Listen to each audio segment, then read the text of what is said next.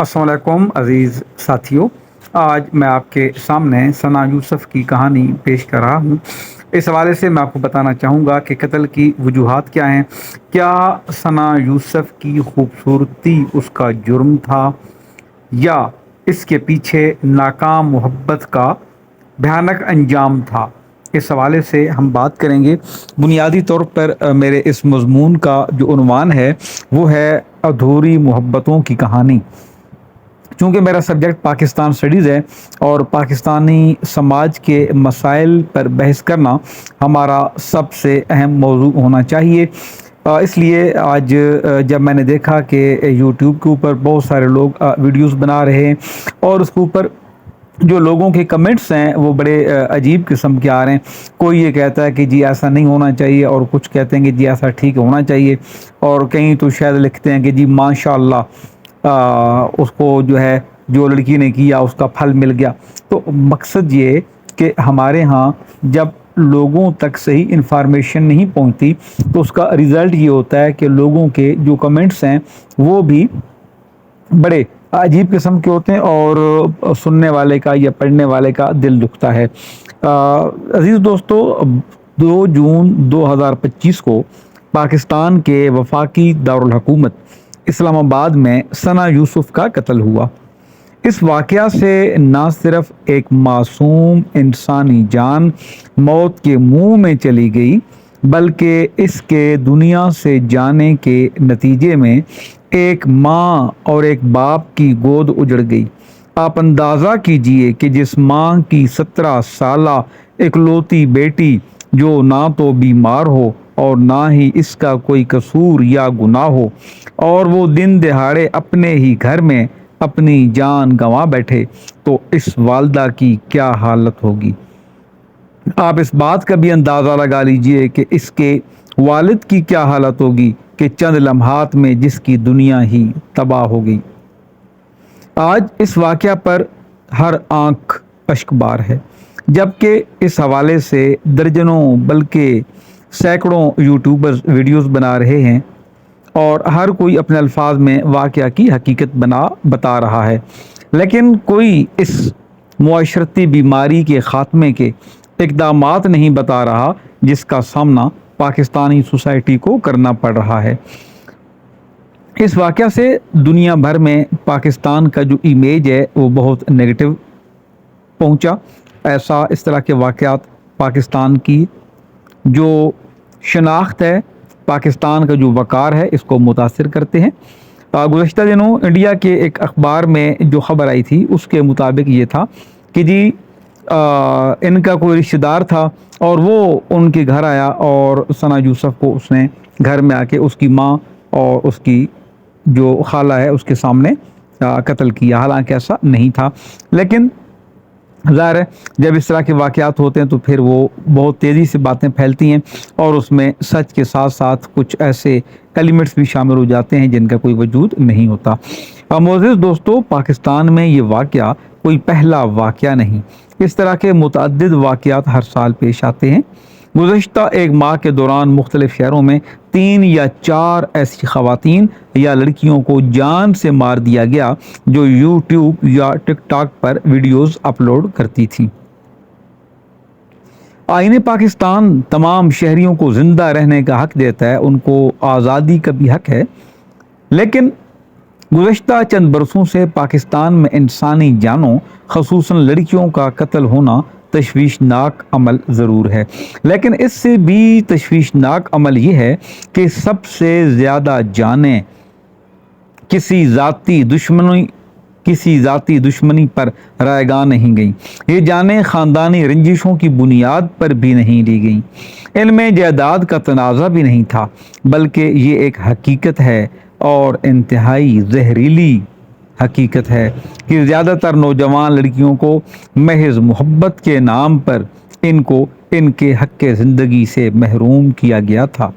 मोहब्बत जब पूरी नहीं होती तो अधूरी रह जाती है, और अधूरी मोहब्बत अक्सर जान लेवा साबित होती है। वो एक शायर ने कहा था ना, मोहब्बत के लिए कुछ ख़ास दिल मखसूस होते हैं, मोहब्बत के लिए کچھ خاص دل مخصوص ہوتے ہیں، یہ وہ نغمہ ہے جو ہر ساز پر گایا نہیں جاتا۔ ایسی محبتیں جیسی پاکستان میں نبھائی جاتی ہیں شاید ہی دنیا کے کسی اور ملک میں نبھائی جاتی ہوں۔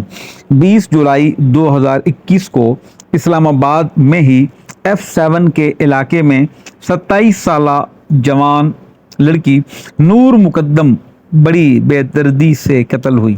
نور مقدم کو پہلے تو اغوا کیا گیا، پھر اس کے ساتھ ریپ کیا گیا، یعنی جنسی زیادتی کی گئی، اور بعد ازاں بے رحمی کی انتہا کرتے ہوئے اسے قتل کیا گیا، جس پر میڈیا نے بھرپور آواز اٹھائی تھی اور قاتل گرفتار ہوا۔ اگر اس طرح کے دیگر واقعات کا تذکرہ کیا جائے تو بات بہت دور تک نکل جائے گی، اس لیے ثنا یوسف کے قتل کے سانحہ کی طرف واپس آتے ہیں۔ ثنا یوسف کا تعلق بنیادی طور پر چترال کی وادی سے تھا، جو اپنے حسن میں بے پناہ خوبصورت وادی ہے، اور یہاں کے بسنے والے اپنی فطرت میں بہت نفیس اور رہن سہن میں بہت سادہ لوگ ہیں۔ ذہن میں وادی چترال کا تصور لاتے ہی یہ مشہور نغمہ بھی ذہن میں آ جاتا ہے کہ دل کا بھولا ہے طبیعت کا بڑا ہے سادہ، وادی عشق سے آیا ہے میرا شہزادہ۔ اگرچہ یہ گیت ہمارے پڑوسی ملک کی گلوکارہ الکا نے گایا تھا، جس سے بہت شہرت ملی تھی، لیکن عزیز ساتھیوں، محبت کے لیے کوئی جغرافیائی سرحدیں نہیں ہوتی۔ ثنا یوسف اپنے والدین اور بھائیوں کے ساتھ اسلام آباد میں مقیم تھی۔ وہ اسلام آباد کے ایک علاقہ ہے G13 یا G13، وہاں پہ کرائے کے ایک گھر میں مقیم تھے اور بالائی منزل میں رہائش پذیر تھے۔ آج کل کی دیگر لڑکیوں کی طرح ثنا یوسف کو بھی اپنی ویڈیوز بنا کر ٹک ٹاک پر یا انسٹاگرام پر اپلوڈ کرنے کا بہت شوق تھا، لیکن اس معصوم کو کیا خبر تھی کہ یہی شوق اسے اس کی جان سے محروم کر دے گا۔ ثنا کی ویڈیوز کافی مقبول ہوئیں اور پھر ان گنت لوگ اس کے فالوورز بن گئے۔ انہی فالوورز میں سے ایک 22 سالہ نوجوان عمر حیات بھی تھا، جو فیصل آباد کے نواحی علاقے جڑانوالا سے تعلق رکھتا تھا۔ میڈیا رپورٹس کے مطابق عمر حیات کا ثنا سے محبت کا تعلق بھی پیدا ہو چکا تھا اور موبائل فون کے ذریعے دونوں کا رابطہ بھی تھا۔ اور جب عمر حیات نے ثنا کے گھر آ کر اسے قتل کیا تو وہ اس کا موبائل بھی اپنے ساتھ لے گیا تاکہ کسی کو اس کے ساتھ لنک کا اندازہ نہ ہو، لیکن ہماری پولیس نے اسی ثنا کے موبائل کو ٹریس کرتے ہوئے اور جو قاتل تھا اس کا موبائل، ان دونوں کی لوکیشن جب ایک جگہ سے ٹریس کی تو ان کے لیے اس ملزم کو پکڑنا، گرفتار کرنا آسان ہو گیا۔ بہرحال موبائل فون کا جو رابطہ تھا، اس رابطے نے ان دونوں کے فاصلوں کو بہت کم کر دیا تھا۔ کچھ لوگوں کا کہنا ہے کہ ثنا کا قاتل عمر حیات یک طرفہ محبت میں گرفتار تھا، جبکہ بہت سے لوگوں کی رائے ہے کہ ایسا ممکن نہیں۔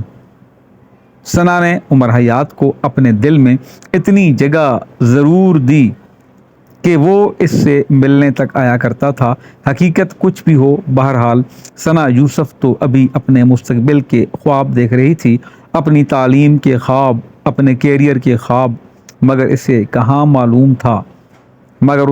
کہاں معلوم تھا کہ اس کی زندگی کی شمع ہی بجھا دی جائے گی۔ قتیل شفائی نے بھی کیا خوب کہا تھا، کوئی جھونکا بھی جسے چھو نہ سکا تیرے بغیر، کوئی جھونکا بھی جسے چھو نہ سکا تیرے بغیر، اپنے ہاتھوں سے وہی شمع بجھا دی تو نے۔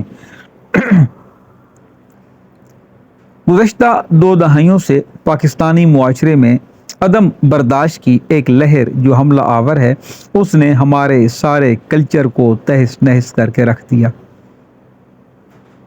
موبائل فون کے بڑھتے ہوئے کلچر نے ہر فرد کی سوشل میڈیا تک رسائی کو ممکن ہی نہیں، انتہائی آسان بھی بنا دیا ہے۔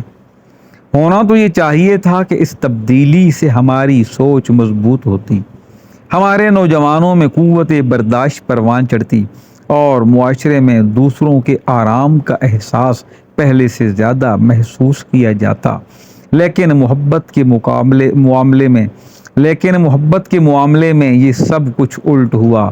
پہلے تو یہ ہوتا تھا کہ کسی نوجوان کو محبت میں ناکامی ہوتی تو وہ اس محبوبہ سے دور چلا جاتا، انتہائی جذباتی کشمکش کے نتیجے میں وہ اپنی ہی جان کا خاتمہ کر دیتا۔ لیکن آج کا ناکام عاشق اب اپنی جان دینے کے بجائے دوسروں کی جان لینے والا بن گیا ہے۔ ناکامی کا منہ دیکھنے کو کوئی تیار نہیں۔ آج ہر نوجوان اپنی خواہشات کی تکمیل کا ہی خواہش مند ہے، اسے دوسروں کے جذبات کا احترام کرنا نہیں آتا۔ عزیز ساتھیوں، میڈیا پر ثنا کے قتل کی خبر اتنی تیزی سے پھیلی کہ پولیس کو ملزم چند گھنٹوں میں گرفتار کرنا پڑا۔ اب ہماری پولیس کا مورال بھی بلند ہے اور پولیس کی کارکردگی بھی ماضی کے مقابلے میں بہت بہتر ہو چکی ہے۔ انتہائی پڑھے لکھے نوجوان اب پولیس کے محکمے میں بھرتی ہو کر ملک اور قوم کی خدمت کر رہے ہیں۔ لیکن کچھ بھی ہو جائے، پولیس جرم کرنے کے بعد ہی ملزمان کو پکڑ سکتی ہے۔ وہ دہشت گردوں کو تو دہشت گردی کرنے سے پہلے پکڑ سکتی ہے، ان کے پلان کو بے نقاب کر سکتی ہے، ان سے اسلحہ برآمد کر کے انہیں سزاؤں تک پہنچا سکتی ہے، لیکن محبت گردی کو کنٹرول نہیں کر سکتی۔ اس لیے کچھ ذمہ داریاں ہمارے سماجی رہنماؤں اور زیادہ تر والدین کی بھی ہیں۔ ہمارے والدین اپنے بچوں کو ناکامی کا سامنا کرنا نہیں سکھاتے۔ یہی ہمارے والدین کا سب سے بڑا قصور ہے۔ تعلیمی میدان میں ہی دیکھ لیں، اگر کوئی طالب علم 6 میں سے ایک پرچے میں خدا نخواستہ فیل ہو جائے تو ہم اس ایک پرچے کی ناکامی کو آڑے ہاتھوں لیتے ہیں۔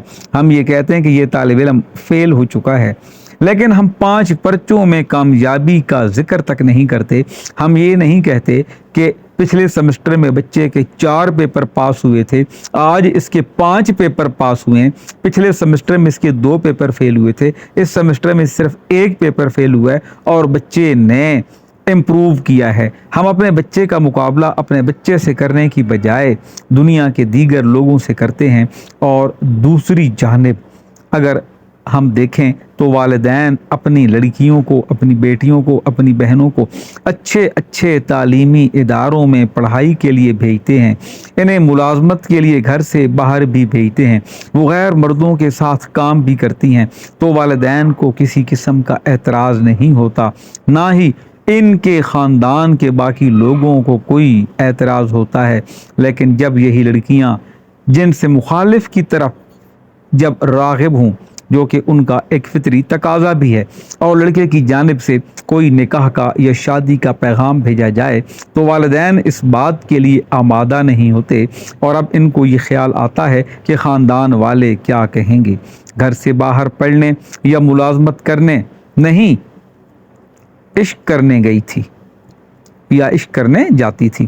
تو یہ وہ صورتحال ہے جس کی وجہ سے ہمارے ہاں عدم برداشت کا کلچر بھی پیدا ہو رہا ہے، اور اس قسم کے واقعات بھی روزانہ دیکھنے کو ملتے ہیں۔ مزید یہ کہ سوشل میڈیا کے ضرورت سے زیادہ استعمال کے سبب خاص طور پر مڈل کلاس خاندان کے بچوں میں مقابلے کا رجحان انتہائی تیزی سے بڑھتا جا رہا ہے۔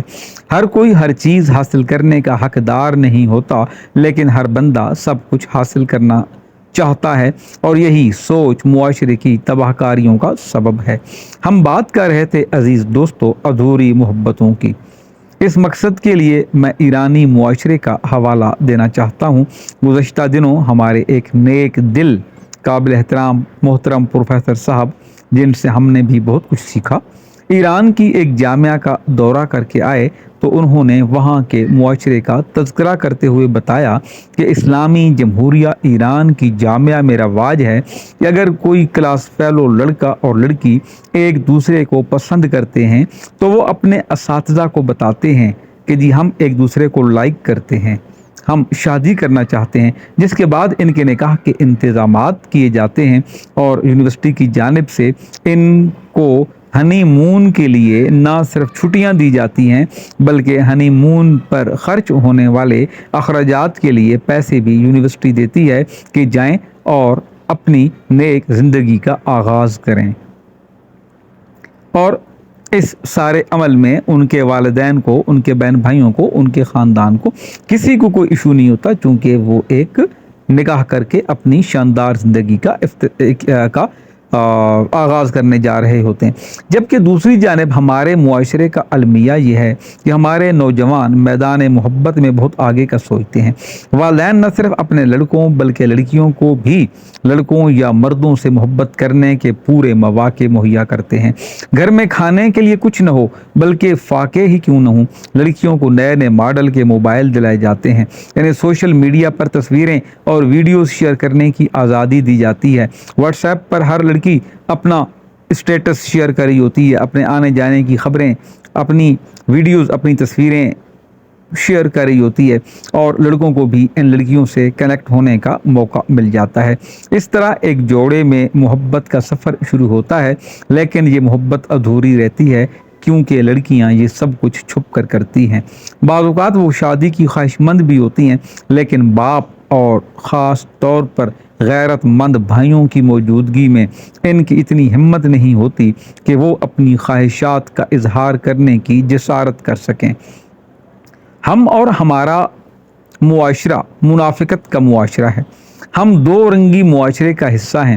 ایک جانب ہم سوشل میڈیا پر خود کو روشن خیال، فیاض، سخی اور فراغ دل کہلواتے ہیں، جبکہ دوسری جانب اپنی قدیم خاندانی رسوم کو بدلنے کے لیے تیار نہیں۔ ہم اپنے خاندان کو منہ دکھانے کے خواہش مند ہوتے ہیں، اگرچہ اس مقصد کے لیے اپنی اولادوں کو مٹی میں دفن کر کے ہمیشہ کے لیے ان کا منہ چھپانا ہی کیوں نہ پڑے۔ جامعہ کراچی کے ہمارے پروفیسر سیر انصاری صاحب نے کیا خوب کہا تھا، اور انہی کے اشعار پر میں اپنی اس ویڈیو کا اختتام کروں گا۔ کتنے دشوار ہیں معیار زمانے کے لیے، آگ ہی لائی گئی آگ بجھانے کے لیے۔ کتنے دشوار ہیں معیار زمانے کے لیے، آگ ہی لائی گئی آگ بجھانے کے لیے۔ سب کی خواہش ہے کہ باتیں ہوں خرد مندی کی، سب کی خواہش ہے کہ باتیں ہوں خرد مندی کی، کوئی تیار نہیں ہوش میں آنے کے لیے۔ عزیز ساتھیو، ہو سکتا ہے کہ میرے ان ویوز سے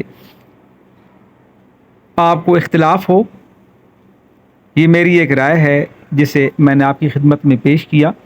اگر آپ میری رائے سے متفق ہیں تو بھی کمنٹ سیکشن میں اپنی رائے کا اظہار کیجیے گا، اور اگر آپ لوگ میری اس رائے سے متفق نہیں ہیں اور سمجھتے ہیں کہ اس طرح کے مسائل کی وجہ کچھ اور ہے، تو بھی آپ مجھے بتائیے گا کہ کیا ویڈیو بنانا اس کا جرم تھا۔ اگر ثنا یوسف کا جرم صرف ویڈیو بنانا تھا تو ایسا کب تک ہوتا رہے گا؟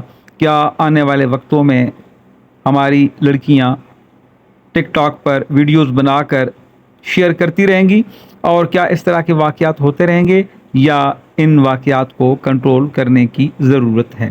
اور پاکستان میں جو عدم برداشت ہے، یہ کلچر کب تک رہے گا؟ آخر کیا وجہ ہے کہ ہم اپنے ہاں موبائل لے کر، اپنے ہاں جدید ٹیکنالوجی لے کر، ہم نئی نئی ڈگریاں لے کر ہم یہ کہتے ہیں کہ ہم ترقی یافتہ ممالک کی صف میں کھڑے ہو گئے ہیں، لیکن اس کے باوجود ہمارے اندر جو برداشت ہے وہ کلچر نہ ہونے کے برابر ہے؟